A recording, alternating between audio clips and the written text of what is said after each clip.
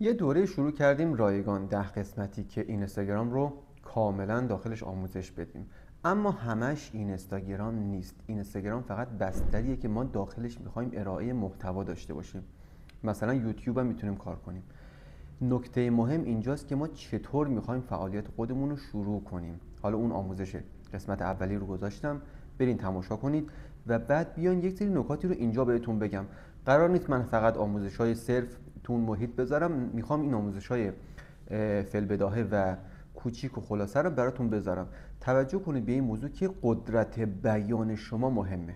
مثلا وقتی شما کلمه استراتژی رو میخواین بیان کنید، باید واقعا یه استراتژی تو ذهنتون باشه، وگرنه اگه بخون خیلی ساده بیان بگین استراتژی، اصلا این استراتژی اون چیزی نیست که بیان شده.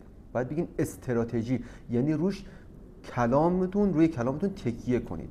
وقتی تونستین روی کلامتون تکیه کنید و با قدرت و صلابت یک کلمه ای رو بگید و تلفظ کنید، اونجاست که به دل مخاطبتون میشینه.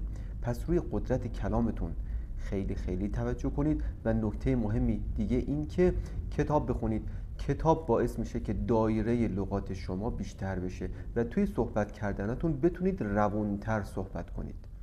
من وقتی این پیج اینستاگرام رو شروع کردم برای آغاز آموزش تولید محتوا، اول از همه باید خودم یاد بگیرم. یعنی خودم باید یاد بگیرم تا بتونم به شما آموزش بدم. پس خود من در ابتدای کار فهمیدم که من خیلی چیزا خودم یاد ندارم.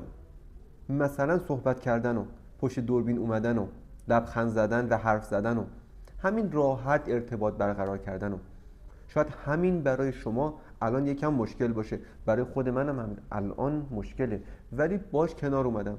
اگه وسطش سوتی دادم، وسطش مشکلی داشته صحبت کردنم، این باید به مرور زمان اصلاح بشه. اگه اصلاح شد تو در حال پیشرفتی، اگر نه که نتونی خودتو اصلاح کنی، پس همینجور درجا میزنی و پیشرفت نمیکنی. موفق باشی.